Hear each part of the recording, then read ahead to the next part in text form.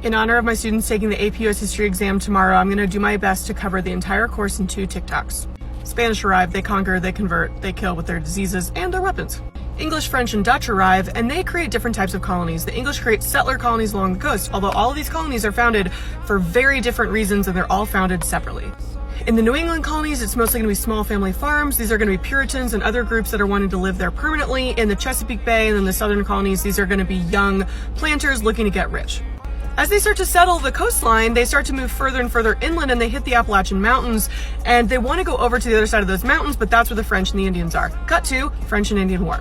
England won that war, but now they're in debt. So they start taxing, throw the tea in the harbor. The American Revolution. And then we win. We try to create a full states' rights utopia, that's the Articles of Confederation, but then it's really weak, and so we write the Constitution. We immediately devolve into 2 political parties, one that thinks the federal government should be really strong, and one that thinks that they shouldn't.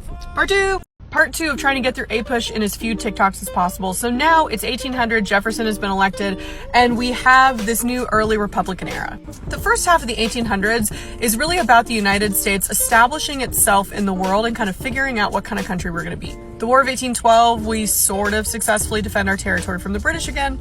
In the Monroe Doctrine, we start to establish ourselves as the main power in the Americas. You have the Louisiana Purchase and the Mexican-American War, which greatly expands really from sea to shining sea. But we also see the rise of sectional tension. So more people are moving away from Jefferson's vision of a nation of small farmers to either plantation agriculture that is dominated by slavery and or industrialization in the North.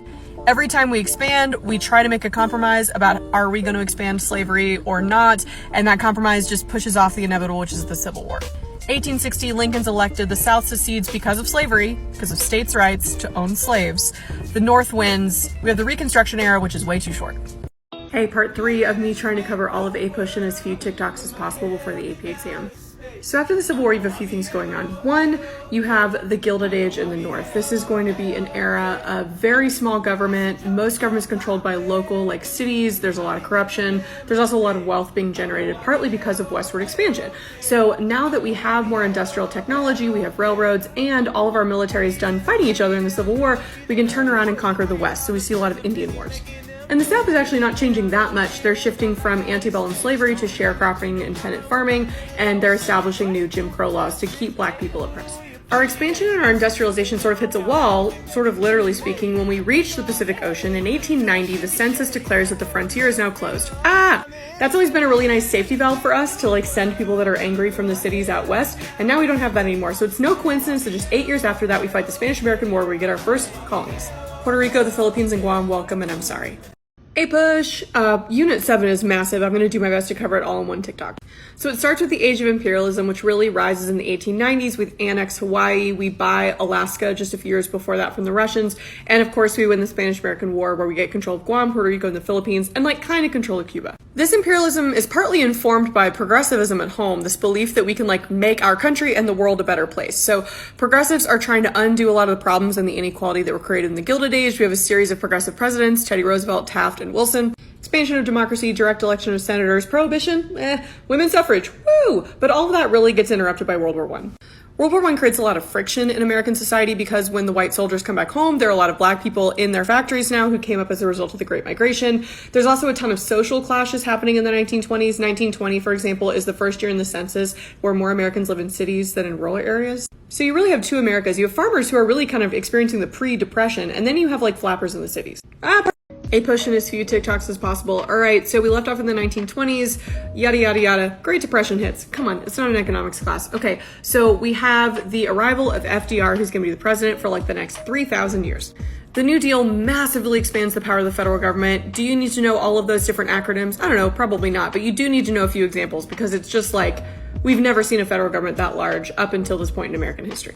And while the New Deal arguably does some stuff that kind of helps the Depression be not quite so depressing, really it's World War II that brings us out of it. Pearl Harbor, 1941, so we open up a new theater of war in the Pacific against Japan, but we also join the fighting in Europe. So we're one of the few militaries that actually fights in both theaters of the war. It's a pretty great America moment.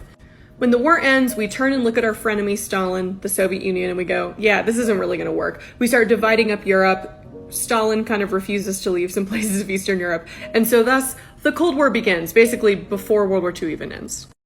APUSH, we fight the Cold War in a variety of ways. We're trying to promote capitalism. And I mean, if it's also a democracy, that's bonus, but it's really mostly capitalism. And we're trying to contain the spread of communism. That's the Truman Doctrine.